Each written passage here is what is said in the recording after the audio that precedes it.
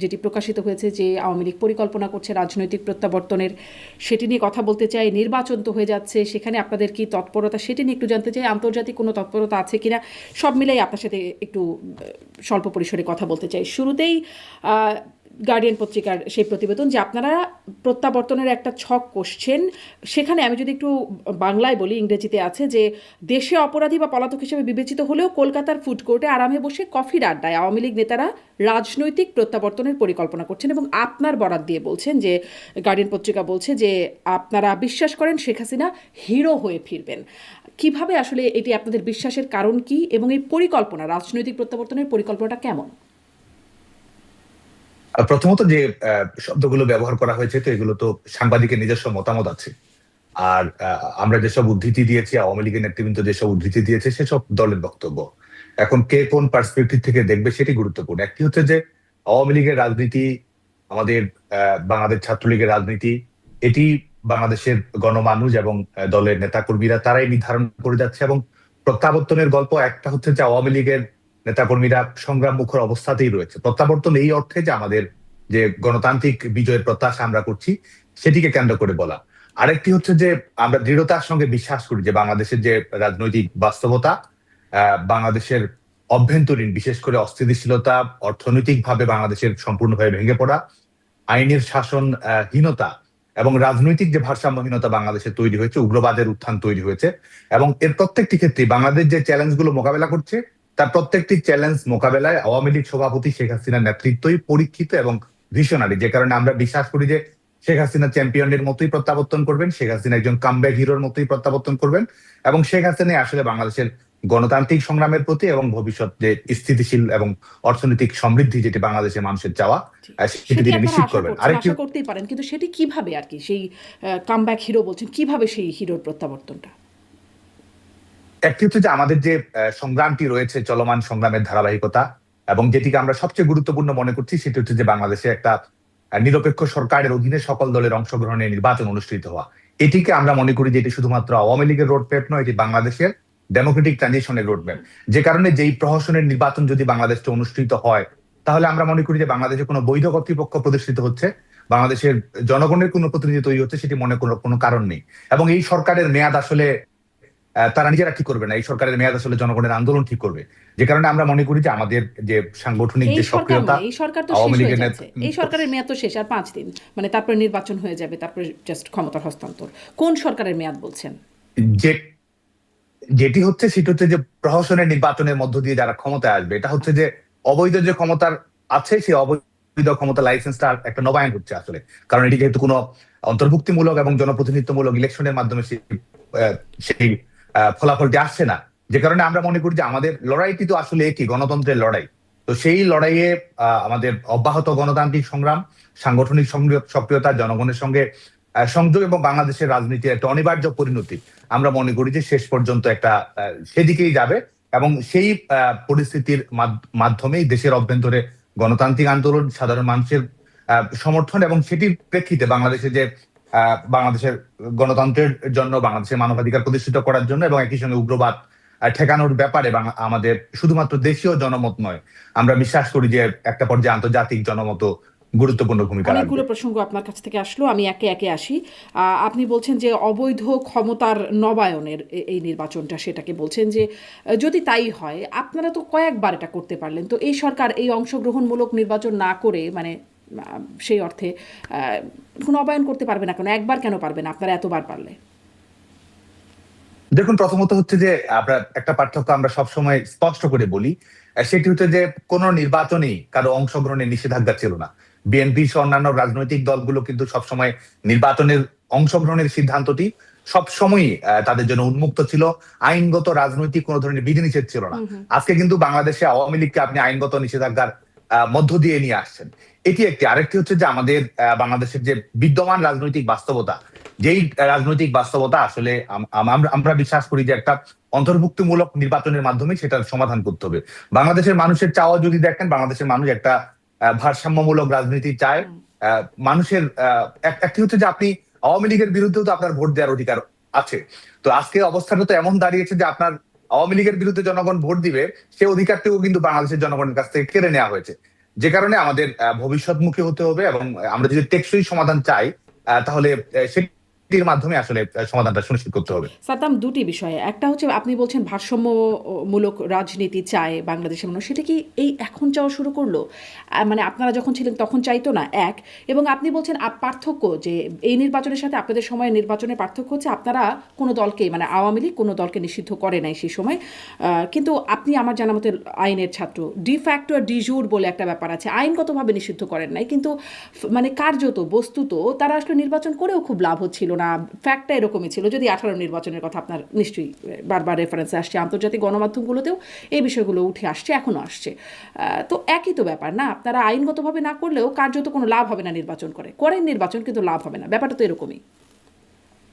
না, প্রথম কথা হচ্ছে যে সমস্যাটি যদি এটি হয়ে থাকে যে অন্তর্ভুক্তিমূলক ইলেকশন না হওয়াটা বাংলাদেশের একটা সমস্যা, কিংবা ক্ষমতার পরিবর্তন যেটি সাংবিধানিক প্রক্রিয়ার মাধ্যমে সত্যিকারের স্বচ্ছ নির্বাচনের মাধ্যমে হওয়া উচিত, এটি যদি সমস্যা হয়ে থাকে এবং এ ব্যাপারে যদি জাতীয় মতৈক্য তৈরি হয়, তাহলে সমাধান এটি নয় যে আপনি একটি একতরফা ইলেকশনের দিকে যাবেন।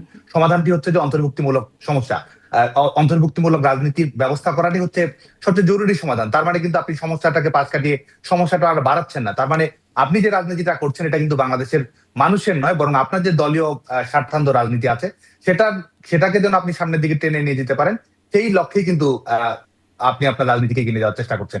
এটি সবচেয়ে বড় সুস্পষ্ট পার্থক্য বলে মনে করি। আরেকটি হচ্ছে যে এই নির্বাচনগুলো নিয়ে প্রশ্ন আছে, নির্বাচনগুলোতে কিন্তু বিএনপি অংশগ্রহণও করেছে, এবং বিএনপির এই 2018 সালের নির্বাচনে অংশগ্রহণ করা, সেটির একটা দুপুরবেলা তাদের প্রত্যাশাও ছিল যে নির্বাচনে ভালো ফলাফল হবে।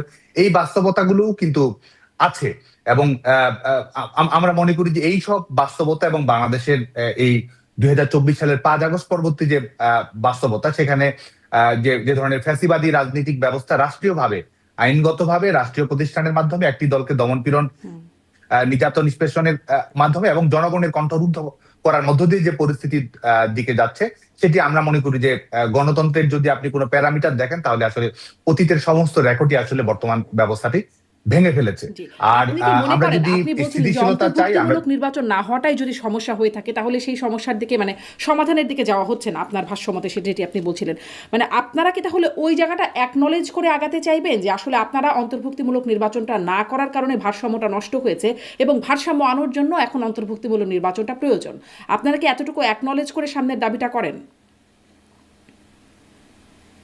দেখুন, একটি রাজনৈতিক দল তো যে তার গণতান্ত্রিক মূল্যবোধ, রাষ্ট্র ক্ষমতায় তার পারফরমেন্স, কিংবা এটি তো একটি সার্বিক দৃষ্টিভঙ্গি থেকে দেখে, এবং একটা রাজনৈতিক দলের অবশ্যই নিজস্ব উপলব্ধি থাকে, এবং একই সঙ্গে শুধুমাত্র কোনো পপুলিস্ট মূল্যায়নের দ্বারা প্রভাবিত হওয়া সেটিও কিন্তু একমাত্র কাজ নয়, বরং আমরা মনে করি যে অতীতের এবং ভবিষ্যতের সমন্বয়ের মাধ্যমেই কিন্তু আমাদেরকে রাজনৈতিক সিদ্ধান্ত গ্রহণ করতে হবে। সে কারণে আমাদের একটা নিজস্ব বিবেচনাবোধ, মূল্যায়ন তো অবশ্যই আছে, কিন্তু একই সঙ্গে আমি এটি পরিষ্কারভাবে বলতে চাই যে আওয়ামী লীগ রাজনৈতিক দল হিসেবে এবং আওয়ামী লীগ সরকার হিসেবে তারা আমাদের গণতন্ত্রকে টেকসই করা, প্রাতিষ্ঠানিকীকরণ করা, এবং রাজনৈতিক দলগুলো যেন নির্বাচনে অংশগ্রহণ করে সে ব্যাপারে আন্তরিকতার পরিচয় দিয়েছে, এবং গণতন্ত্রকে যদি আপনি সাকসেসফুল করতে চান, সেটির দায় সরকারের যেমন আছে, অন্যান্য রাজনৈতিক দলগুলোর আছে। এখন দায়িত্বের লঙ্ঘনটি পরিস্থিতি কে ঘটিয়েছে, কে এই ক্ষেত্রটি তৈরি করেছে, জনগণের কাছে কিন্তু এই প্রশ্নের উত্তর মানুষকে দিতে হবে। এবং সেই পরিপ্রেক্ষিতে আমি মনে করি যে আওয়ামী লীগের গণতন্ত্রের ট্র্যাক রেকর্ড এটি আশা জাগানিয়া, এবং তাদের যে প্রমিসটা রয়েছে, এটাও আমি মনে করি যে আমাদের রাজনীতির একটা বাড়তি উপাদান। জি। এই যে মানে সেই প্রশ্নটাই যে আপনারা আসলে ওই সমস্যাটা চিহ্নিত করতে পারছেন কিনা, বা ওই জায়গাটা অ্যাকনোলেজ করছেন কিনা, আপনি আপনার মতো করে একটা ব্যাখ্যা দিলেন। এই বিষয়ে আসলে খুব স্পষ্ট করে কেউ ভুল স্বীকার করার যে জায়গাটা, বা 5ই আগস্টের আগে যে ঘটনা সেটির ব্যাপারে খুব স্পষ্ট করে অনুশোচনা বা অনুতপ্ত হবার জায়গাটা, সেটি খুব একটা আপনাদের মধ্যে নেই। সেটি গার্ডিয়ান বলছে যে খুব অল্প কিছু মানুষই ভুল স্বীকার করেন। তার মধ্যে রেফার করছেন তানভীর শাকিল জয়, তিনিও সাবেক এমপি আওয়ামী লীগের, তাকে রেফার করছেন যে তিনি স্বীকার করছেন যে আমরা অথরিটেরিয়ান বা স্বৈরাচারী বা কর্তৃত্ববাদী হয়েছিলাম। আমার অনুষ্ঠানেও কয়েকজন নেতা, যেমন হাবিবে মিল্লাত সাবেক এমপি, তিনি বলেছিলেন জনপ্রিয়তা হারিয়েছিলেন বলেই এই অবস্থায় হয়েছিল। মানে আপনারা এই যে কেউ কেউ বলছেন, এটাকে আপনারা আসলে কিভাবে দেখেন? কেউ বলছেন, আবার বেশিরভাগ অংশ বলছেন না। না, এটি কিন্তু আজকে দেখুন যে আজকে আপনি যদি 5 আগস্ট পরবর্তীতে আওয়ামী লীগের সকল পর্যায়ের নেতৃত্বের কথা যদি বলেন, জুলাই আগস্টের ঘটনাকে অ্যাড্রেস করা থেকে শুরু করে প্রত্যেকটি বিষয়ে আওয়ামী লীগ কিন্তু দায়িত্বশীলতার পরিচয় দিয়েছে।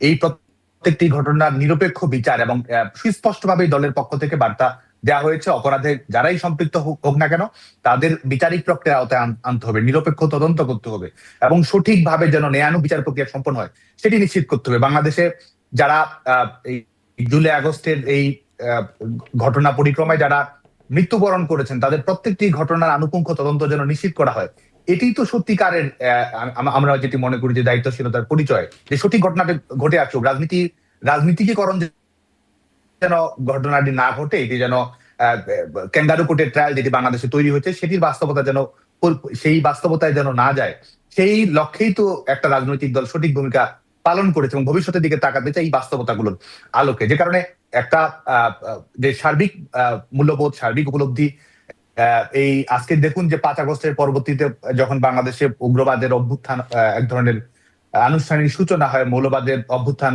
হয় বাংলাদেশে, তো সেটি নিয়ে তো অবশ্যই আমাদের উপলব্ধি রয়েছে এবং এই আমাদের রাজনৈতিক সিদ্ধান্তগুলো নিয়ে তো অবশ্যই নিজস্ব মূল্যায়ন রয়েছে। আর আরেকটি হচ্ছে যে দুঃখবোধ, অনুতাপ, অনুশোচনা, এই যে শব্দ শেষ করুন, এই যে বিষয়গুলো ব্যবহার করা হয়, প্রথম কথা হচ্ছে যে মানুষকে রায় দেওয়ার সুযোগ দিতে হবে। আজকে কে দুঃখিত হবে, কে লজ্জিত অনুভব করবে, কার কতটুকু দায় রয়েছে, এটি তো এক ধরনের বায়বীয় বিষয়। এই সিদ্ধান্ত যে আপনি কিভাবে গ্রহণ করবেন, এক গণতান্ত্রিক সিদ্ধান্ত মানুষকে নেওয়ার সুযোগ দিতে হবে। আর যদি ন্যায় বিচারের প্রক্রিয়া আপনি অবলম্বন করতে চান তাহলে সেই নিরপেক্ষ ন্যায়ানুগ বিচার প্রক্রিয়া আপনাকে নিশ্চিত করতে হবে। তো এই দায়িত্ব যারা পালন করছে না তাদেরই তো আমি মনে করি যে তাদেরই আসলে নিজেদেরকে প্রশ্ন করা উচিত যে তারা সঠিক কাজটি করছে কিনা। এই যে নিরপেক্ষ বিচার, এটা আসলে তো একটা খুবই সুন্দর শব্দগুচ্ছ, কিন্তু এটি আসলে কিভাবে সম্ভব, কোন সময় সম্ভব? আপনারা এখনকারটা নিরপেক্ষ মানেন না, আপনাদের সময় যে বিচারগুলো হয় সেগুলো আবার মানে যারা বিরোধী পক্ষ ছিল তারা মানেন নাই, তাহলে কি হলে আমরা বলবো আসলে নিরপেক্ষ? দেখুন, এখানে তো সুস্পষ্ট ভাবেই মনে করার, আপনি যখন দেখবেন যে আপনাকে ইন্ডেমনিটি দেওয়া হচ্ছে, আপনি ন্যায় বিচারের কথা বলছেন, তা আপনি ইন্ডেমনিটি কেন দেবেন? আপনি সুনির্দিষ্ট একটি গোষ্ঠীকে, একটা রাজনৈতিক দলের সঙ্গে যারা সম্পৃক্ত কিংবা একটা তাদের ভাষায় একটা রাজনৈতিক গতিপথ তারা নির্ধারণ করতে চেয়েছে এবং তারা এক ধরনের কনফেশন দিয়েছে, স্বীকারোক্তি দিয়েছে, তারা পুলিশ হত্যা, থানা লুট, এই সরকারি অবকাঠামোতে আক্রমণ, এই কাজগুলো করেছে। আপনি যখন ইন্ডেমনিটি দিচ্ছেন তখন তো আপনি ন্যায় বিচারের কোনো ধারণা আপনি রাষ্ট্র হিসেবে রাখছেন না। আপনি এটি তো আজকে শুধুমাত্র আমাদের ধারণা, এটি তো ফ্যাক্ট যে এই দখলদার সরকার তারা এক ধরনের ইন্ডেমনিটি দিয়েছে। তারা যদি ন্যায় বিচারে বিশ্বাস করে তো হোক, সমস্ত কিছু একটা ন্যায় বিচারের প্রক্রিয়ার মধ্য দিয়ে হোক, এটি তো একটি বড় দৃষ্টান্ত যে নিরপেক্ষ বিচারের ধারণা তারা রাখছে না। দ্বিতীয় বিষয় হচ্ছে যে এই যে কোর্টের আপনি বিচার প্রক্রিয়াটি দেখেছেন, এখানে যাদের বিরুদ্ধে রায় দেওয়া হচ্ছে তাদেরকে কোনো আইনজীবী নিয়োগ দেওয়া হচ্ছে, তাদের কোনো ধরনের মতামত প্রদান করার কোনো সুযোগ থাকছে নাকি কোনো ধরনের বিচারিক যে প্রক্রিয়া অবলম্বন করছে আইনজীবী নিয়োগ করবে? মানে তার জন্য তো একটা লিগ্যাল প্রসিডিওর আছে। যদি আগে থেকে শুরুতেই এই আদালতকে মানি না বলে তার মধ্যে অংশ না নেয় একটি পক্ষ, মানে আসামি পক্ষ, তাহলে কিভাবে আসলে অংশগ্রহণ করবে বা আইনজীবী দেবে বা মতামত দেবে কিভাবে? একটি হচ্ছে যে এই যে আইসিটি ট্রাইব্যুনাল যেটি গঠন করা হয়েছে, আপনি জানেন যে এটি আইনগত ভাবেও কিন্তু বেআইন। কারণ এটি একটি হচ্ছে যে যুদ্ধাপরাধীদের বিচার, মানবতা বিরোধী অপরাধীদের বিচার কার্যক্রম সম্পন্ন করার জন্য আমাদের মুক্তিযুদ্ধের প্রেক্ষাপটে এটি করা হয়েছিল। সে কারণে এই আইন কিন্তু এই আইনকে কভার করার মতো কোনো ধরনের আইনি যুক্তি কিন্তু নেই। দ্বিতীয় বিষয় হচ্ছে যে অধ্যাদেশের মাধ্যমে এটি করা হয়েছে। সেই আপনি জানেন যে অধ্যাদেশকে আপনি যখন পার্লামেন্টে অনুমোদন দিবেন সেটি আইন হিসেবে অনুমোদন পাবে। এর আজকে এই বিচারিক কার্যক্রম পরিচালনা করা হচ্ছে একটি অধ্যাদেশ দিয়ে, এবং যেটি বাংলাদেশের কোনো পার্লামেন্টে এখন অনুমোদন দেওয়া হয়নি, অথচ সর্বোচ্চ বিচারিক দণ্ড সহ আনুষঙ্গিক সমস্ত প্রবিধান কিন্তু বাস্তবায়ন করা হচ্ছে। এবং এই যে বিচারিক প্রক্রিয়া, এই বিচারিক প্রক্রিয়া নিয়ে সংশ্লিষ্ট সকল সমালোচনা করতেই পারবেন, আন্তর্জাতিক অঙ্গন থেকেও এই কোর্ট নিয়ে সমালোচনা করছে, সেটি আছে, কিন্তু কি হলে আসলে সঠিক বিচার হবে আপনি আমাকে এটা বলেন যে মানে কি হলে আপনারা বলতেন বা বলবেন এটি সঠিক বিচার হচ্ছে, কি করা হলে? প্রথমত নিরপেক্ষ তদন্ত হতে হবে। দ্বিতীয় হচ্ছে যে ইন্ডেমনিটি আইন যেটি তারা করেছে, যেটির মাধ্যমে আপনি বিচারিক দায় মুক্তি দিচ্ছেন, সেটি প্রত্যাহার করতে হবে। এবং তারপরে এখানে ক্রিমিনাল রেসপন্সিবিলিটি কার কতটুকু রয়েছে, আইন শৃঙ্খলা রক্ষাকারী বাহিনী কোন পরিপ্রেক্ষিতে কি ধরনের সিদ্ধান্ত গ্রহণ করেছে, এটির প্রত্যেকটি আইনানুগ দৃষ্টিভঙ্গি, আমাদের ক্রিমিনাল জুরিসপ্রুডেন্সের ধারণা, সবকিছুর আলোকে আপনাকে সিদ্ধান্ত গ্রহণ করতে হবে। আপনি যখন রাজনৈতিক সিদ্ধান্ত বাস্তবায়ন করবেন কিংবা কোর্টকে যখন রাজনৈতিক কাজে ব্যবহার করবেন কিংবা সরকার যখন নিজেই রায় ঠিক করে দিবে, আজকে তখন তো কোনো ধরনের ন্যায় বিচারের পরিবেশ আছে এটি মনে করার কোনো কারণ নেই। জি, মানে খুব সুন্দর লাগছে কথাগুলো, কিন্তু কথাগুলো খুব থিওরিটিক্যাল মনে হচ্ছে। কারণ কি, যখন ধরেন ওই সময় তো আইন আদালত ছিল যখন আসলে এই ঘটনাগুলো ঘটছিল, তখন যে এফআইআর হচ্ছিল, তখন যে তদন্তগুলো হচ্ছিল, তখন সব মানে অজ্ঞাতনামা আর বিএনপি জামায়াতের নাম ঢুকিয়ে দেওয়া হচ্ছিল, একদম ভর্তি করে এফআইআরে নাম ভর্তি করে দেওয়া হচ্ছিল।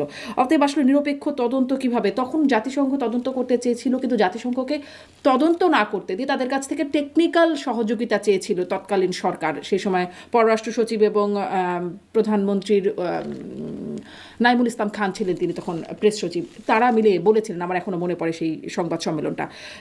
তো আসলে তদন্তটা কখন সঠিক হতো সেটা নিয়ে একটা প্রশ্ন। যাই হোক, এদিকে আর না যাই। আমি আসলে ওই যে প্রত্যাবর্তনের পরিকল্পনা আপনি যেটা বলছিলেন, গার্ডিয়ান পত্রিকায় লিখছে যে পরিকল্পনার মধ্যে আসন্ন নির্বাচন ব্যাহত করতে হাজার হাজার সমর্থককে সক্রিয় করার উদ্যোগ রয়েছে। এটা গার্ডিয়ান পত্রিকা বলছে, মানে সমর্থককে সক্রিয় করার উদ্যোগ, মানে এই বিষয়টাকে একটু ব্যাখ্যা করবেন যে কীরকম উদ্যোগ আপনাদের রয়েছে আসন্ন নির্বাচনকে ঘিরে? আমি আগের প্রসঙ্গে শুধু 1 মিনিট সময় নিচ্ছি। সেটা হচ্ছে যে আপনি ন্যায় বিচারের যে ধারণার কথা বললেন, সিলেক্টিভ জাস্টিস করার তো কোনো ধরনের ন্যায় বিচার না, এটা তো জাস্টিস না। আজকে দেখুন যে আপনি সরকারের রিপোর্ট অনুযায়ী 800 জন ধরা হয়েছে জুলাই আগস্টে, নিহত হয়েছে জাতিসংঘে সেটি হচ্ছে যে 15 আগস্ট পর্যন্ত তারা 1400 জনের একটি ধারণা দিয়েছে। আপনি যদি জুলাই আগস্টের মধ্যেও দেখেন, আওয়ামী লীগের নেতাকর্মী কিন্তু মৃত্যুর সংখ্যা, শহীদ হওয়ার সংখ্যা অনেক বেশি, এবং আইন শৃঙ্খলা রক্ষাকারী বাহিনী তো আছেই। এবং 5ই আগস্টের পর থেকে 15ই আগস্ট আপনি যদি জাতিসংঘ থেকে আন্তর্জাতিক মানদণ্ড অনুসরণ করেন, সেখানেও কিন্তু আওয়ামী লীগের দলীয় নেতাকর্মী নিহত হওয়া, মৃত্যুবরণ করা এবং আগুন দিয়ে পুড়িয়ে মারার অসংখ্য ঘটনা ঘটেছে। এবং কারাগারের এবং 8 আগস্টে যখন এই দখলদার সরকার গঠন করে, তারপর থেকে তো শুধুমাত্র কারাগারের অভ্যন্তরেই 2 শতাধিক মানুষ মৃত্যুবরণ করেছে এই বিচার বহির্ভূত হত্যাকাণ্ডে। তো আপনি যদি বিচার করতে চান, তাহলে তো সমস্ত কিছুর বিচার করতে হবে। আপনি কোনোটার বিচার করবেন, কোনোটার বিচার করবেন না, এটা তো ন্যায় বিচার হতে পারে। আপনি সকল কিছুর বিচার করুন, এবং যে কোনো আইনের শাসনের মুখোমুখি হওয়ার সক্ষমতা অবশ্যই আমাদের আছে। আর আপনি যেটি আপনি যে দ্বিতীয় বিষয়টি দ্বিতীয় বিষয়টি আমি আবারও জানতে বলছি চেয়েছেন, আপনাকে, সেটি দ্বিতীয় হচ্ছে যে বিষয়টা আমি আবারও আপনাকে বলছি, কিন্তু এই সময়ের বিচারের সমালোচনা করছেন।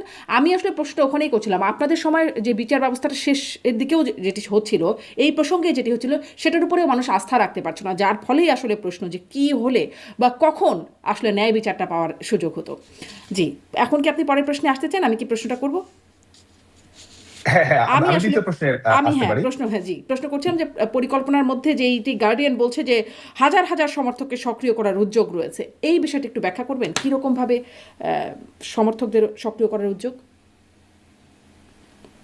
এটি তো গার্ডিয়ানের ভাষা, গার্ডিয়ান তার নিজস্ব দৃষ্টিভঙ্গি থেকে এটি লিখেছে। আরেকটি হচ্ছে যে আমাদের এই আওয়ামী লীগের কৌশলটি কি। আজকে দেখুন যে আওয়ামী লীগ যে কৌশলটি গ্রহণ করছে রাজনৈতিক দল হিসেবে, এটি কি দায়িত্বশীল, এটি কি গণতান্ত্রিক, এটি শান্তিপূর্ণ কিনা। আপনি যদি নিরপেক্ষভাবে বিচার বিশ্লেষণ করেন, আমাদের আপনি নির্বাচন নিয়ে আলোচনা করছিলেন, তুলনামূলক বিশ্লেষণ করছিলেন। 2014 সালে নির্বাচনে যখন বিএনপি জামায়াত অংশগ্রহণ করার সুযোগ থাকা সত্ত্বেও যখন অংশগ্রহণ না করে, তখন কিন্তু গোটা বাংলাদেশকে বার্ন ইউনিটে পরিণত করা হয়েছিল। সহস্রাধিক মানুষ আক্ষরিক অর্থেই মৃত্যুবরণ করেছিল, অসংখ্য মানুষ আহত হয়েছিল, এবং বাসে যারা মারা গিয়েছিল তারা কিন্তু কোন নির্দিষ্ট দলের কর্মী সমর্থক সেটি নয়, বাংলাদেশের মানুষ মারা গিয়েছিল। আজকে বিপরীতে দেখুন, আওয়ামী লীগের উপর বেআইনি নিষেধাজ্ঞা দেওয়া হয়েছে, যেটি বিএনপির উপর সহ অন্যান্য রাজনৈতিক দলের উপর কখনো প্রয়োগ করা হয়নি। দমন পীড়ন, নির্যাতন চালানো হচ্ছে। কারাগারের অভ্যন্তরে 120-এর অধিক শুধুমাত্র নিয়মিত সংসদ সদস্য তারা আছে। ক্যাঙ্গারু কোর্টের ট্রায়াল দেওয়া হচ্ছে। এই পরিস্থিতিতে আওয়ামী লীগ কিন্তু গণতান্ত্রিক রাজনৈতিক দল এবং গণমুখী রাজনৈতিক দল। বাংলাদেশের মানুষের জনমতের উপর ভিত্তি করে আওয়ামী লীগ রাজনৈতিক সমস্যার সমাধান করতে চায়। আওয়ামী লীগ গণ আন্দোলন গড়ে তুলতে চায় মানুষের সমর্থনের উপর ভর করে। যে কারণে কিন্তু আওয়ামী লীগের কৌশলটাকে আজকে দেখুন যে ইলেকশনকে, এই প্রহসনের ইলেকশনকে কেন্দ্র করে আওয়ামী লীগ বর্জন করার আহ্বান জানাচ্ছে, আওয়ামী লীগ বয়কট করার আহ্বান জানাচ্ছে, আওয়ামী লীগ মানুষের যে গণতান্ত্রিক অধিকার আছে সেটি প্রয়োগ করার আহ্বান জানাচ্ছে, এবং রাজনৈতিক পরিস্থিতি, সাধারণ মানুষকে জিম্মি করার রাজনীতি আওয়ামী লীগ কিন্তু সেই পথ অনুসরণ করেন। এবং আজকে এত ধরনের ঘাত প্রতিঘাত জানাচ্ছেন সাদ্দাম হোসেন, যে বয়কট করার আহ্বান জানাচ্ছেন, আপনাদের তো স্লোগানই আছে নো ভোট নো ভোট। আমি আসলে এটাও প্রশ্ন করতে চাই আপনাকে যে এই আহ্বানে আপনারা কি সাড়া পাচ্ছেন বা পাবেন বলে মনে করেন সামনের নির্বাচনে? কারণ জরিপও একটা দেখছিলাম, সেখানে বলা হচ্ছে যে 48.2% আওয়ামী লীগ ভোটারদের 48.2% ভোট যাবে বিএনপিতে, জামাতে যাবে 29.9%, এনসিপিতে 6.5% এবং আরো টুকটাক অন্যান্য জায়গায় যাবে আর কি। এই একটা হচ্ছে পরিসংখ্যান বলছে বা জরিপের ফল বলছে। আল জাজিরা এক্সপ্লেনেশন সেখানে একটা প্রতিবেদনে দেখছিলাম, একজনকে একটা সমৃদ্ধা তার একজন, তাকে উদ্ধৃত করে বলা হচ্ছে যে ভোট যদি তিনি দিতে নাও চান তাহলে তাকে বলা হবে যে তিনি আওয়ামী লীগের সমর্থক, ফলে সমস্যা আছে, ফলে সেই বিবেচনায় হলেও তাকে ভোট দিতে যেতে হবে। মানে নানান রকম বাস্তবতা। আওয়ামী লীগের নেতাকর্মীরা অনেকেই, আজকেই পড়ছিলাম পত্রিকায়, যে মাথার উপর ছাতা দরকার, ফলে তারা প্রচারণা চালাচ্ছেন, কেউ কেউ ধানের শীষে প্রচারণা চালাচ্ছেন, প্রচারণা চালাতে চালাতে আবার জয় বাংলাও বলে ফেলছেন কেউ কেউ। এই হচ্ছে অবস্থা। তাহলে মানে আপনাদের ডাকে সারা মিলবে? একটি হচ্ছে যে জরিপের কথা যদি বলি, আজকে বাংলাদেশের যে বাস্তবতা আছে, কেউ একজন সাধারণ মানুষের কাছে জানতে চাবে এবং সে সরাসরি আওয়ামী লীগকে সমর্থন করে কিংবা আওয়ামী লীগকে সমর্থন করে ভোট বর্জন করবে, এই এই এটি যদি বলে, তার কিন্তু বেঁচে থাকার গ্যারান্টিটা নেই, তার কিন্তু চাকরিটা থাকবে না, তার কিন্তু সার্টিফিকেটটা থাকবে না। তো এই বাস্তবতার মধ্যে দম বন্ধ করা পরিবেশের মধ্যে জরিপে সত্যিকারের পরিবেশ, প্রকৃত পরিস্থিতি কিন্তু জানা সম্ভব নয়। বিশেষ করে আওয়ামী লীগের ভোটারদের দৃষ্টিভঙ্গি, সমর্থকদের দৃষ্টিভঙ্গি যদি আপনি জানতে চান বাংলাদেশে, সেই বাস্তবতা আসলে নেই। আরেকটি হচ্ছে যে আজকে ভোটের যে পরিবেশ যদি দেখেন, এটি হচ্ছে যে আজকে ভোটের যে এটি এক ধরনের পরিস্থিতিটা দাঁড়িয়েছে, এটা এক ধরনের ঘরোয়া টুর্নামেন্ট বিএনপি জামায়াত এবং এনসিপির মধ্যে। এটি বিএনপি জামায়াত এনসিপির একটা যৌথ কাউন্সিলের মতো। আজকে সাধারণ মানুষের এই নির্বাচন নিয়ে কতটুকু আগ্রহ রয়েছে সেই প্রশ্নটি কিন্তু আছে। আপনি গ্রামে গঞ্জে শুধুমাত্র আমাদের নয়, আপনি যদি নিরপেক্ষ বিশ্লেষক আমরা তাদের বক্তব্য যখন শুনি, অনেকেই বলে তারা কিন্তু গ্রামে গঞ্জে সাধারণ মানুষের মধ্যে ভোটের কোনো কিন্তু আগ্রহ দেখার কোনো ন্যূনতম আগ্রহ দেখতে পাচ্ছে না। যে দুটি ভোট কিন্তু তারা যখন করছে, ধরেন একটি গণভোটের প্রচারণায় প্রশ্ন। যাচ্ছেন যখন তারেক রহমান বা জামাতের আমিররা যখন যাচ্ছেন, তখন বিশাল একটা জনগোষ্ঠী আসছেন, মানে সেই সমাবেশে অনেক জনবহুল হয়ে উঠছে, সেটাও তো হচ্ছে, স্লোগানে মুখরিত হচ্ছে, সেরকম পরিস্থিতিও তো দেখা যাচ্ছে। দেখুন, একটা রাজনৈতিক দলের আপনি যদি কর্মসূচি দেন, আপনি যদি ভোট ছাড়াও কোনো কর্মসূচিতে যান, বিএনপি সহ অন্যান্য রাজনৈতিক দল, সেখানে তো জমায়েত, এটি স্বাভাবিক একটি বিষয়, সেখানে কর্মী সমর্থক তারা তো স্বাভাবিকভাবেই থাকবে। তো এটির সঙ্গে বাংলাদেশে 18 কোটি মানুষের দেশে এটির মাধ্যমে কোনো রাজনৈতিক দলের সমর্থন, ভোটের প্রতি আগ্রহ আছে কি নেই, এটি তো প্রমাণ করতে পারবেন। একটা জেলা সব শহরেই যখন যায়, একটা জমায়েতে যদি 50,000 মানুষ থাকে, সেই জেলা শহরে মানুষ রয়েছে 10 লাখ, 15 লাখ, 20 লাখ। তো সেটির মাধ্যমে আসলে আপনি রাজনৈতিক জনসমাবেশে কর্মী সমর্থক, একটা নির্দিষ্ট দলের যারা কর্মী রয়েছে, বিভিন্ন পর্যায়ের সমর্থক রয়েছে, নেতা রয়েছে, তারা তো সেখানে সমবেত হবেই। তো এটি তো আর বাংলাদেশের জনগণ কি ভাবছে, পথে প্রান্তরে কারা কি আছে, কতজন অংশগ্রহণ করতে চাচ্ছে, সেটি নিয়ে তো নেই। আরেকটা হচ্ছে যে বাংলাদেশের সেটির খবর মানুষ এই আপনারা কি নির্বাচন করে পাচ্ছেন? এই সেটির নির্বাচন নিয়ে খবর কোনো আপনারাই ধরনের বা কোনো কিভাবে আগ্রহ নেই। পাচ্ছেন? কারণ হচ্ছে যে হুম, বলছিলাম যে হ্যাঁ, সেটি তো বাংলাদেশের রাজনৈতিক পরিস্থিতি, নিরপেক্ষ বিশ্লেষকদের মন্তব্য, হ্যাঁ, সেটির আলোকে আমরা বলছি যে গ্রামে গঞ্জে মানুষের এই নির্বাচনের প্রতি যে অনাগ্রহ, সেটির মাধ্যমে একটি দেখা যাচ্ছে। আরেকটি হচ্ছে যে নির্বাচনের দিনে বাংলাদেশের রাজনৈতিক পরিস্থিতি কিরকম থাকবে, আইন শৃঙ্খলা জনিত পরিস্থিতি কিরকম থাকবে, এবং যেরকম সরাসরি ভাবে দুই রাজনৈতিক দল যারা আজকে প্রতিদ্বন্দ্বিতা করছে প্রহসনের নির্বাচনে, এই নাটকের ড্রেস রিহার্সালে যারা অংশগ্রহণ করছে, সরাসরি বলে দিচ্ছে যে ভোট কেন্দ্রে তারা কিভাবে থাকবে, দখল করবে, বিজয় করবে। তো এই ঘটনাগুলো কিন্তু ঘটছে, এবং যে কারণে মানুষ কিন্তু এটি মনে করে না যে কোনো ধরনের সুষ্ঠু নির্বাচন হবে। মানুষ কিন্তু এটি মনে করে না যে তার নিজের ভোটটি সে নিজে দিতে পারবে। মানুষ মনে করে যে তারা তাদের মতো করে সমঝোতা করে, ব্যাকডোর ডিলিং এর মাধ্যমে কিংবা তাদের ক্ষমতার দর কষাকষির মাধ্যমে যেটা করা সম্ভব হয় তারা সেটাই করবে। এখানে জনগণের মতামতের প্রতিনিধিত্ব করবে কিংবা জনগণের ভোটের মূল্য আছে, বাংলাদেশের মানুষ কিন্তু সেটি মনে করে না। এবং আমরা যেটি বিশ্বাস করি যে এই বয়কট ক্যাম্পেইন, এই বর্জনের ক্যাম্পেইন এবং বাংলাদেশের মানুষের যে নিজস্ব বিবেচনাবোধ, সেই বিবেচনাবোধ থেকে আমরা স্পষ্টভাবে বলতে পারি যে যতই তারা জোচ্চুরি করুক, কারচুপি করুক, যতই তারা জাল ভোট, ভুয়া ভোট দেখাক, যতই তারা পোস্টাল ব্যালটের মাধ্যমে কেলেঙ্কারি করুক, তারপরও আমরা স্পষ্টতই বলতে পারি যে শুধুমাত্র কৃত্রিম সংখ্যা দেখানো ছাড়া বাংলাদেশের মানুষ এই নির্বাচনে অংশগ্রহণ করবে না। আচ্ছা, সেটি আপনার বিশ্বাস এবং আপনার মূল্যায়ন, আপনি বলছিলেন, কিন্তু নির্বাচন হয়ে যাবে, ক্ষমতায় চলে আসবে একটি দল, তারপর? দেখুন, এটি তো আমরা স্পষ্ট করে বলছি যে এটি চলমান যে অবৈধ ক্ষমতা, সেই অবৈধ ক্ষমতাকে আরো নতুন করে সামনে নিয়ে আসা, কিংবা যারা অবৈধভাবে ক্ষমতা দখল করে আছে তাদের মধ্যে মিউজিক্যাল চেয়ারের পরিবর্তন করার মতো বিষয়। আমরা যেটি বিশ্বাস করি সেটি হচ্ছে যে মানুষের ক্ষমতা মানুষের কাছে ফিরে দিতে হবে, বাংলাদেশের মানুষকে রায় দেওয়ার সুযোগ তৈরি করে দিতে হবে, এবং সেটির জন্য আমরা গণতান্ত্রিক সংগ্রামের কোনো বিকল্প দেখি না। এবং সেটি আমাদের জন্য, আমাদের দলের সার্ভাইভালের জন্য সেটি নয়, এটা বাংলাদেশের গণতন্ত্রের সার্ভাইভালের জন্য এটি এই জরুরি, যে গণতান্ত্রিক কারণে আমরা সংগ্রামের সেটাতেই কথাই ফোকাস করছি। জি, সাদ্দাম হোসেন এই গণতান্ত্রিক সংগ্রামের কথা বিএনপি এতদিন বলেছে এবং তারা 17 বছর ধরে বলেছে তারা গণতান্ত্রিক সংগ্রাম করেছে। আপনারা কি মনে করেন আপনাদের এই গণতান্ত্রিক সংগ্রামটা কত দীর্ঘ হবে? দেখুন, বিএনপি যদি গণতান্ত্রিক সংগ্রামে বিশ্বাস করতো, বিএনপি যদি বহুদলীয় রাজনীতিতে বিশ্বাস করতো, তাহলে তো আওয়ামী লীগের উপর রাজনৈতিক নিষেধাজ্ঞা দেওয়ার পরে এই চিঠি দিয়েছে নিশ্চিত করার জন্য সেই কৃতিত্ব প্রকাশ জোর গলায় করতে হতো না। তাহলে তো তারা এই যে প্রহসনের একতরফা ইলেকশন, সেই দিকে তারা যাওয়ার কোনো দৃষ্টিভঙ্গি থাকতো না। নিজেদের মধ্যে ক্ষমতার ভাগ বাটোয়ারা করা জনগণের কাছে না গিয়ে, এবং প্রধানমন্ত্রী হওয়ার আগেই ক্রাউন প্রিন্সের মর্যাদা নিয়ে রাজনৈতিক এবং প্রশাসনিক কর্মকাণ্ড পরিচালনা করার বাস্তবতা থাকতো না। যে কারণে গণতন্ত্রের পরীক্ষায় তো তারা উত্তীর্ণ হয়নি। গণতন্ত্রের পরীক্ষায় তারা উত্তীর্ণ হতো যদি তারা এই এক ধরনের অন্তর্ভুক্তিমূলক রাজনীতির প্রশ্নটিকে সামনে রাখতো এবং এটির প্রশ্নে অটল থাকতো। এবং আমরা যেটা বিশ্বাস করি যে আমাদের যে আপনারা কি গণতান্ত্রিক বিএনপিকে চলমান লড়াই আপনাদের চেয়ে সংগ্রাম খুব ভালো রয়েছে, মনে করেন জনাব সাদ্দাম হোসেন, যে আপনাদের চেয়ে অনেক ভালো একটা দল বিএনপি, নীতি নৈতিকতা সব দিক থেকে, মানে আপনারা যদি এরকম করে করে টিকে যেতে পারেন, তো বিএনপি কে কেন আশা করেন যে তারা আসলে আপনাদেরকে ছাড়া অন্তর্ভুক্তিমূলক না হলে তারা নির্বাচনে যাবেন না বা সরকারের দায়িত্ব নেবেন না, এটি কেন মনে করেন? এটি তো আমরা যেটি বলার চেষ্টা করছি যে তারা যে গণতান্ত্রিক প্রক্রিয়ায় ধারণ করছে না, এবং গণতান্ত্রিক প্রক্রিয়ায় ক্ষমতায় যাওয়ার মতো নৈতিক সাহসও তাদের নেই। যে জনগণের ভোটে জনগণ যদি বিজয়ী করে তাহলে তারা ক্ষমতায় যাবে, এই নৈতিক সাহস দিয়ে তাদের নেই, তো আমরা চোখে আঙ্গুল দিয়ে দেখিয়ে দিতে চাই। এবং যে কারণে কিন্তু আজকে দেখুন যে আজকে আওয়ামী লীগ সভাপতি বঙ্গবন্ধু কন্যা দেশরত্ন শেখ হাসিনা যে রাজনৈতিক বার্তাটি বারবার দেওয়ার চেষ্টা করছেন যে বাংলাদেশের জনগণের সিদ্ধান্ত জনগণের কাছ থেকে আসতে হবে। এবং সবচেয়ে বড় কথা যে একটা রাজনৈতিক দল সরকারি দলও যেতে পারে, বিরোধী দলও যেতে পারে। একটা রাজনৈতিক দল বিরোধী দলে থাকলে সেটি সবসময় ব্যর্থতা সেটি নয়, এটা গণতন্ত্রের একটা স্বাভাবিক প্রক্রিয়া। আজকে যখন সেই প্রক্রিয়াটিকে নস্যাৎ করে দেওয়া হচ্ছে, এবং এবং এবং একই সঙ্গে আমরা আপনি যেটি বলছিলেন যে এটির মেয়াদ, এই লড়াইয়ের মেয়াদটি আসলে কতটুকু, আমি দৃঢ়তার সঙ্গে বিশ্বাস করি যে এই যারা এই অবৈধভাবে ক্ষমতা দখল করবে তাদের মেয়াদ আসলে, আমি আগেই বলেছি, তাদের মেয়াদ তারা নির্ধারণ করবে না, তাদের মেয়াদ বাংলাদেশের জনগণ নির্ধারণ করবে। এটি টেকসই হবে না, এটা স্থায়িত্ব দিবে না। এর আগে বাংলাদেশে 15ই ফেব্রুয়ারি ইলেকশন, বাংলাদেশে আপনাদের কোনো পূর্বাভাস বা সেই প্রেডিকশন সংসদের আছে? মেয়াদ কত হয়েছে সেটা আমরা জানি। কোনো প্রেডিকশন আছে যে কত? আমি মনে করি যে এই যারা আমি আমরা মনে করি যে প্রহসনের নির্বাচনের মধ্য দিয়ে যারা ক্ষমতায় আসবে তাদের মেয়াদ বেশি দিন হবে না, এবং শেষ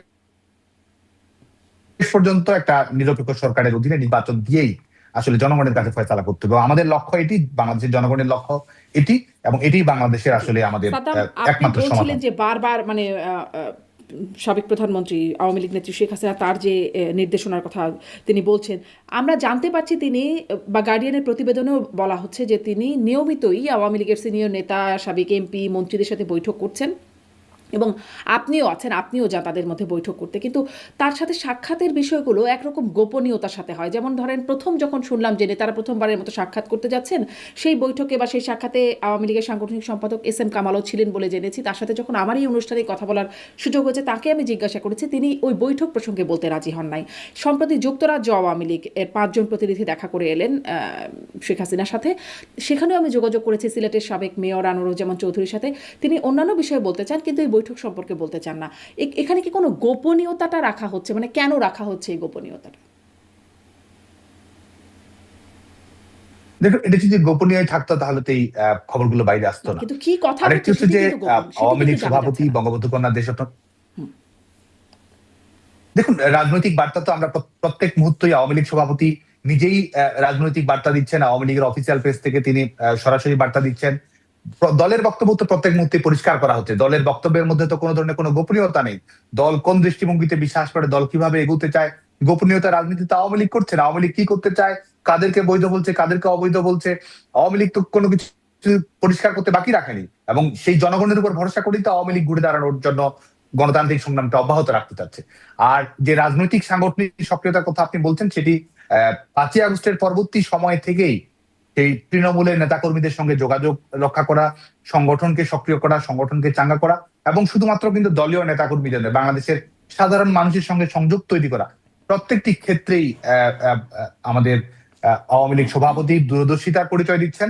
প্রত্যেকটি ক্ষেত্রেই বাংলাদেশের মানুষের গণতান্ত্রিক সংগ্রামকে সাহস দেওয়া, অভয় দেওয়া, অনুপ্রেরণা দেওয়া, প্রত্যেকটি ক্ষেত্রেই তিনি ক্রমাগতভাবে আমাদের ঐক্যবদ্ধ করা, সংগ্রামকে সুসংহত করার ক্ষেত্রে দৃঢ়তার সঙ্গে নেতৃত্ব দিয়ে নেতৃত্ব যাচ্ছেন। দিচ্ছেন। আচ্ছা, তাহলে কিন্তু আমরা আল জাজিরাকে দেওয়া সেই সাক্ষাৎকারে শেখ হাসিনা পুত্র সজীব অজয় তিনি বলেছেন তার মা বৃদ্ধ হয়ে গেছেন, তার মা রিটায়ার করবেন, সেই অবস্থায় কেউ অনন্তকাল বাঁচেন না, এরকম একটা অবস্থা। কিন্তু আপনিও যাচ্ছেন, দেখা হচ্ছে, মানে সেই রকম অবস্থা, তাকে বৃদ্ধ বা রিটায়ার করার মতো অবস্থা এরকম কি তার আসলে আপনাদের মনে হচ্ছে কিনা? আপনার আগের কথার সাথে যদিও খুব একটা মেলে না, তারপরেও প্রশ্নটি করছি যে দেখছেন কিনা সেই অবস্থা যেরকমটা সজীব অজয় দাবি করছেন। দেখুন, এটা একটি একটি প্রশ্নের প্রেক্ষিতে সে উত্তরটি দেয়া, এবং এটি আমাদের যে রাজনৈতিক কর্মপরিকল্পনা, আমাদের দলের যে কর্মপরিকল্পনা রয়েছে, এটি গণতন্ত্রকে ফিরিয়ে এনে এবং শেখ হাসিনার একটা ঐতিহাসিক স্বদেশ প্রত্যাবর্তন, যেটি বাংলাদেশের গণ আন্দোলনের মধ্য দিয়ে, এটির সঙ্গে আসলে কোনো ধরনের বিরোধাত্মক পরিস্থিতি তৈরি করে বলে আমি মনে করি না। আচ্ছা, মানে নেতৃত্ব থাকছেন না শেখ হাসিনা, তেমনটাও সজীব অজয় দাবি করেছিলেন যে দেশে প্রত্যাবর্তন করলে সেটি শেখ হাসিনার নেতৃত্বে হবে না। মানে নেতৃত্ব নিয়ে কি কোনো কোন্দল আছে দলে? তো প্রশ্নই আসে না। দল ঐক্যবদ্ধ, দল সুসংহত, এবং যেটি এখানে যে রাজনৈতিক যে বার্তাটি দেওয়ার চেষ্টা করা হয়েছে সেটি হচ্ছে যে আমাদের গণতান্ত্রিক যে সংগ্রাম সেটি বাংলাদেশের জনগণ নির্ভর। আওয়ামী লীগ রাজনৈতিক দল হিসেবে সেই সংগ্রাম করবে এবং শেখ হাসিনা সেই লড়াই সংগ্রাম এবং ঐক্যের প্রতি, এবং আমরা বিশ্বাস করি যে আমাদের যে গণতান্ত্রিক সংগ্রাম চলমান রয়েছে এই সংগ্রামের সফলতা, শেখ হাসিনার স্বদেশ প্রত্যাবর্তন, এই সবকিছু আসলে একই বিন্দুতে মিলে আসে। আমি মনে করি যে সেই রাজনৈতিক বার্তাটি আসলে পরিষ্কার। স্পষ্ট। একদম শেষ প্রশ্নে আসি, আসলে শেষ প্রশ্ন, আমি একটু বইয়ের প্রসঙ্গে আসবো, কিন্তু আন্তর্জাতিক তৎপরতার প্রসঙ্গটা একটু, যে আমরা সেই যে ওয়াশিংটন পোস্টে যে একটা খবর ছাপা হলো বা যুক্তরাষ্ট্র এম্বাসি থেকে একটা কথোপকথন লিক হয়ে গেল, সেখানে দেখা গেল যে যুক্তরাষ্ট্র একরকম জামাতকে সমর্থনই করছে এবং বিএনপির একরকম বিরোধিতা আছে সেখানে, সেটা একটা স্পষ্ট। আবার অন্যদিকে ভারতের পক্ষ থেকে দেখা যাচ্ছে তারা তারেক রহমান মানে পররাষ্ট্রমন্ত্রীকে সাক্ষাৎ করে সুপ্রতিবেশী সুলভ বার্তা দিয়ে আসতেন, একটা একটা ভালো বেশ কথোপকথন হয়েও গেল। আবার ভারতের পার্লামেন্টেও বেগম জিয়ার জন্য শোক প্রস্তাব হচ্ছে, একটা মানে বিএনপির সাথে সৌজন্যতা বাড়ানোর একটা প্রচেষ্টা ভারতের পক্ষ থেকে দেখা যাচ্ছে। আওয়ামী লীগের তৎপরতাটা কেমন? মানে যুক্তরাষ্ট্র জামাতকে চায়, ভারত বিএনপিকে চায়, এরকম কি পরিস্থিতি? আওয়ামী লীগকে কি কেউ চায় আন্তর্জাতিক? আওয়ামী লীগ তো মনে করে মানুষের, আমাদের ক্ষমতার কেন্দ্র হচ্ছে জনগণ। এবং আজকে দেখুন যে আজকে যখন আপনি ক্ষমতার জন্য দর কষাকষি করছেন, আপনি নির্ভর করছেন ইলেকশন কমিশনার কি করছে, আপনি নির্ভর করছেন যমুনা থেকে কি সিদ্ধান্ত আসছে, এবং আপনি বাংলাদেশের আপনি রাজনৈতিক ক্ষমতায় অভিষিক্ত হতে যান, সেটির উপর জনগণের সার্বভৌমত্বের উপর বিশ্বাস না করে, ভরসা না করে আপনি যখন আহ, বিভিন্ন ধরনের তৎপরতার উপর নির্ভর করেন, এটি প্রমাণ করে যে আপনার জনগণের সমর্থনটি আসলে নেই। তো আপনারাও করছেন, আওয়ামী লীগের যে, আপনারাও আন্তর্জাতিক তৎপরতা চালাচ্ছেন, বিভিন্ন লবিং করছেন, তো আপনারাও, এমনটা না তো না যে আপনারা করছেন না কিছু। দেখুন, একটা রাজনৈতিক দলের যে সংগ্রাম, সেই সংগ্রামটি জনগণকে কেন্দ্র করে, এবং সেই সংগ্রামটিকে কেন্দ্র করেই কিন্তু রাজনৈতিক দলের কর্মকাণ্ড আবর্তিত হচ্ছে। আওয়ামী লীগ সেটিতেই ফোকাস করছে, এবং বাংলাদেশের অভ্যন্তরে মানবাধিকার লঙ্ঘনের ঘটনা, যেটি তো আমরা মনে করি যে সেটি আহ সাম্প্রদায়িক সহিংসতার ঘটনা, গণতন্ত্র হরণের ঘটনার ক্ষেত্রে যেন একটা আন্তর্জাতিক জনমত গড়ে ওঠে, আন্তর্জাতিক জনমতকে প্রাধান্য দেয়া, সেটিকে ফ্যাসিলিটেট করা, সেই লক্ষ্যে একটা রাজনৈতিক দল, আধুনিক রাজনৈতিক দল অবশ্যই ভূমিকা রাখে। কিন্তু অবশ্যই আমাদের রাজনৈতিক আন্দোলনই আমাদের গণতান্ত্রিক সংগ্রামের মূল চাবিকাঠি। কিন্তু সেই ভূমিকাটা কি সফল হচ্ছে আপনাদের, সেই ভূমিকাটা? কারণ ওই যে সেই মানে অনানুষ্ঠানিক বা পর্দার পেছনে যে আলোচনাগুলো হচ্ছে, সেগুলোতে তো এক একটা দলের প্রতি এক একটা সুপার পাওয়ারের সমর্থন অনেকটা স্পষ্ট হচ্ছে। সেখানে আপনাদের মানে সেই ভূমিকা, লবিংয়ের ভূমিকা বা তৎপরতার ভূমিকা কতটা সফল হচ্ছে? আপনাদেরকে কি কেউ চাইছে? চাওয়া না চাওয়ার প্রশ্নটি আসলে নয়। দেখুন, এখানে যেটি নির্বাচনটা যে অন্তর্ভুক্তিমূলক নয়, এটি কিন্তু আন্তর্জাতিক বিভিন্ন প্রতিষ্ঠানের প্রতিবেদন, তাদের মূল্যায়ন, এই মূল্যায়নগুলো তো কিন্তু নানাভাবেই ফুটে আসে। সেটি আসছে কি আন্তর্জাতিক গণমাধ্যম বলুন, অদ্ভুত আমাদের একটা বিষয় দেখলাম, আসছে কি আসলে? কারণ কি দেখেন, ইউরোপীয় ইউনিয়ন অন্তর্ভুক্তিমূলক নির্বাচনের সংজ্ঞাই বদলে দিল। এখন অন্তর্ভুক্তিমূলক নির্বাচন বলতে তারা এখন বোঝাচ্ছে যে জনগণের সব সেক্টর যদি ভোট দিতে পারে তাহলেই অন্তর্ভুক্তিমূলক নির্বাচন। যখন আওয়ামী লীগ ক্ষমতায় ছিল তখন তাদের অন্তর্ভুক্তিমূলক নির্বাচনের সংজ্ঞাটা কিন্তু ভিন্ন ছিল, তখন তারা বলতো যে সকল দল আসলে থাকতে হবে নির্বাচনে। এরকম জাতিসংঘের পক্ষ থেকেও সংজ্ঞাই একরকম বদলে গেছে অন্তর্ভুক্তিমূলক নির্বাচন। কোথায় আন্তর্জাতিক মানে আপত্তির জায়গা দেখছেন? না, যেটি আমরা মনে করি যে এটি একটা ইভলভিং সিচুয়েশন, এবং অবশ্যই কিছু মূল্যায়ন আছে যে নির্বাচনটা যে অন্তর্ভুক্তিমূলক হচ্ছে না, নির্বাচনে আওয়ামী লীগকে নির্বাচনের বাইরে রাখা, যে বাংলাদেশের গণতান্ত্রিক সমস্যার সমাধান সংকট যেটি রয়েছে সেটির সমাধান হচ্ছে না। এটি কিন্তু নানাভাবে প্রকাশ্যে প্রত্যক্ষ পরোক্ষভাবে নানা মূল্যায়নই কিন্তু উঠে আসছে, বা আমরা বিশ্বাস করি যে আমাদের যে চলমান যে রাজনৈতিক পরিস্থিতি সেটির আলোকে এটি এই বার্তাটি আরো পরিষ্কার এবং আরো শক্তিশালী ভাবে আসবে। জি, আসবে বলে মনে করছেন। কিন্তু আমি ওই তো ইউরোপীয় ইউনিয়ন, জাতিসংঘ এগুলো দেখছিলাম যে তারা আসলে অন্তর্ভুক্তি নির্বাচনের সংজ্ঞা বদলে দিয়ে এখন মানে রাজনৈতিক দলগুলোর অংশগ্রহণের প্রয়োজনীয়তা তারা ওইভাবে অনুভব করছে না। সেটি আমি বলছিলাম যে কারা তাহলে বুথ করছে। যেমন ধরেন আপনারা যখন ক্ষমতায় ছিলেন তখন বিভিন্ন রাষ্ট্রদূত, পশ্চিমা রাষ্ট্রদূতরা মিলে যৌথ বিবৃতিও দিত বিভিন্ন সময়। এখন আসলে সেটা দেখাও যাচ্ছে না। ফলে এই জন্যই প্রশ্নটা করছিলাম যে আন্তর্জাতিক অঙ্গন থেকে, ক্ষেত্র থেকেও কি সেই চাপটা হচ্ছে কিনা, আপনাদেরকে কেউ চাইছে কিনা। আর একটা প্রশ্নে, শেষ প্রশ্নে যাই। দেখছিলাম একটা খবর আজকের পত্রিকাতে যে বুয়েটের ছাত্রলীগের নতুন কমিটি, সভাপতি তানভীর মোহাম্মদ স্বপ্নীল, সহসভাপতি, সাধারণ সম্পাদকের পদ আছে। এটি আসলে, এই খবরটি আসলে কি? আসলেই বুয়েটে এরকম এই সময়ে, যেহেতু ছাত্রলীগ এখন নিষিদ্ধ একটা সংগঠন বাংলাদেশে, অন্তত এই কমিটিটা হয়েছে? হ্যাঁ, বাংলাদেশ প্রকৌশল বিশ্ববিদ্যালয়ের কমিটি ঘোষণা করা হয়েছে, এবং বুয়েটের যারা মেধাবী শিক্ষার্থী আন্দোলন সংগ্রামে সক্রিয় আছে, নানাভাবে ভূমিকা রাখছে, তাদের মধ্য থেকেই নেতৃত্ব নির্বাচিত করা হয়েছে। এবং আমরা একটা পরিষ্কার বার্তা দিতে, যে আজকে দেখুন যে ছাত্রলীগের উপরে দমন পীড়ন, এই দখলদার সরকারের নিষেধাজ্ঞা, এই সমস্ত বাস্তবতা থাকা সত্ত্বেও ছাত্রলীগের নেতাকর্মীরা কিন্তু, আমরা বলেছি যে আমরা প্রকাশ্যে কার্যক্রম চালাবো, আমাদের সাংগঠনিক কর্মসূচি, আমাদের সাংগঠনিক কমিটি, আমাদের কর্মকৌশল, আমাদের লক্ষ্য উদ্দেশ্য সবকিছু উন্মুক্ত থাকবে। উন্মুক্ত ভাবেই আমাদের সততা, আমাদের যে আদর্শিক অঙ্গীকার রয়েছে সেটির উপর ভর করেই আমরা ভূমিকা রাখতে চাই। আমরা আমাদের ছাত্র রাজনীতিতে আমাদের গুণগত পরিবর্তন নিয়ে আসতে চাই, সেই লক্ষ্যে কাজ করতে চাই। আজকে বাংলাদেশ প্রকৌশল বিশ্ববিদ্যালয়ের কমিটি গঠন প্রক্রিয়া আসলে সেটিরই উদ্দেশ্য, এবং এখানেই শুধু নয়, বাংলাদেশের সকল শিক্ষা প্রতিষ্ঠানে। অনিরাপদ হয়ে যাবে না? কারণ তারা নিষিদ্ধ ঘোষিত একটা ছাত্র সংগঠনের সদস্য, তারা প্রকাশ্যে কাজ কি করে করবে? তাদের মানে অনিরাপদ হয়ে যাবে না তারা? দেখুন, নিষেধাজ্ঞা তো তারা শুরু থেকেই অব্যাহত রেখেছে। 5ই আগস্টের পর থেকেই তো তারা দমন পীড়ন নির্যাতন চালাচ্ছে, কিন্তু এর মধ্য দিয়েই তো আজকে 5 লক্ষের অধিক শিক্ষার্থী শিক্ষা কার্যক্রমের বাইরে রয়েছে। তারপরও কি ছাত্রলীগের কর্মী যারা রয়েছে, যারা লড়াই করে যাচ্ছে, সংগ্রাম করে যাচ্ছে, তারা তো তাদের সংগ্রামকে আরো শক্তিশালী করছে, তারা তো আরো ক্ষিপ্র হচ্ছে, তারা তো আরো বেশি রাজপথে নামার ব্যাপারে তাদের উন্মাদনা, সামাজিক যোগাযোগ মাধ্যমে সক্রিয়তা, জনমত গড়ে তোলার ক্ষেত্রে ভূমিকা, মানুষের কাছে বার্তাটা পৌঁছে, তারা সেই সাহসিকতার সঙ্গে আসলে তারা সেই লড়াইটা লড়তে চায়। কারণ তারা মনে করে যে যে যে গণতান্ত্রিক কারণ এবং দেশের প্রতি দায়িত্ববোধ এবং আমাদের ভবিষ্যৎ প্রজন্মের যে নিরাপত্তা সুরক্ষিত করার প্রয়োজন রয়েছে, সে কারণে আসলে সেই সাহসটুকু ছাত্রলীগের নেতাকর্মীদের আছে, সেই মনোবলটুকু তাদের আছে, সেই সততাটুকু তাদের আছে। যে সেই সাহস, সেই মনোবলের জায়গায় আপনাদের কি কোথাও ঘাটতি আছে? কারণ গার্ডিয়ানে আপনাকে রেফার করে বলছেন যে কলকাতায় আপনারা ঠিক জেলের ভয়ে যে আছেন তা নয়, বরং ফিরে গেলে আপনাদের মেরে ফেলবে। এ কারণেই যারা আছেন কলকাতায়, মানে সে কারণেই আছেন, জেলের ভয় নয় বরং মেরে ফেলার ভয়। দেশে তো অনেককে মেরে ফেলছে, সেই খবরটাও আসছে আমাদের কাছে। আর অনেকে আছেন জেলে, তাদের স্ত্রী সন্তানদের, সাদ্দামের মতো আর এক সাদ্দাম, তার মতো অনেকের পরিণতি হচ্ছে। এখন কি বিষয়টা অনেকটা হিজ হুজুজ, বা যার যার তার যার মতো যে পালিয়ে আছে, যে পারছে সে জেলে, মানে যে পারছে না জেলে যাচ্ছে বা মারা যাচ্ছে, এরকম অবস্থা, যে যার যার তার অবস্থা? দেখুন, এখানে তো আর প্রশ্নটি উল্লেখ করা নাই। প্রশ্নটি উল্লেখ করা থাকলে আসলে উত্তরটি বুঝতে সুবিধা হতো। যেই প্রশ্নের প্রেক্ষিতে উত্তরটা দেয়া, সেটি হচ্ছে যে আমি ব্যাখ্যা করেছিলাম 5ই আগস্টের পরে কি পরিস্থিতির মধ্যে আমাকে থাকতে হয়েছিল, এবং আমি প্রাথমিকভাবে কার্যক্রম পরিচালনা করা, দেশের অভ্যন্তরে থাকার নিরাপত্তা, আইনগত সুবিধা, এমনকি জেলের ভিতরে নিরাপত্তা থাকবে কিনা, এটি আমি মূল্যায়ন করার চেষ্টা করছিলাম। এবং যখন আমার রাজনৈতিক অবস্থার আলোকে, মূল্যায়নের আলোকে এটি মনে হচ্ছিল যে সেই কোনো ধরনের, এমনকি জেলের ভিতরে নিরাপত্তা কিংবা আইনগত কোনো ধরনের সুরক্ষা কিংবা স্বাভাবিক কার্যক্রম পরিচালনা করার মতো ন্যূনতম বাস্তবতা থাকা, সেটি থাকলে এই দেশের বাইরে আসার প্রশ্নটা আসতো না। যখন আসলে হত্যার বিষয়টি একটা সামষ্টিক একটা পরিস্থিতি তৈরি হয়ে দাঁড়িয়েছিল, সেই পরিপ্রেক্ষিতে আসলে দেশ ত্যাগ করতে হয়েছে। এটি ছিল আসলে প্রশ্নের প্রেক্ষিতে পূর্ণাঙ্গ উত্তর। জি, এটাতে গার্ডিয়ানের উত্তরটা বলছেন। কিন্তু ওই যে আমি এটাও জিজ্ঞাসা করছিলাম যে আপনারা পেরেছেন, তারা আসলে দেশ ত্যাগ করেছেন বা পালিয়েছেন, যারা পেরেছেন, আর যারা পারেন নাই তারা দেশে আছেন, জেলে আছেন, অনেকে মারা যাচ্ছেন, অনেকে আসলে হত্যাকাণ্ডের শিকার হচ্ছেন, এরকমটা একটা পরিস্থিতি, এই বাস্তবতা আসলে আছে। এটাই আমি জিজ্ঞাসা করছিলাম। তাহলে কি এখন হিজ হুজুর, যার যারটা শেষে দেখছে যে কেউ জেলে যাচ্ছে, কেউ আসলে মারা যাচ্ছে, আর যারা পারছেন দেশের বাইরে আছেন?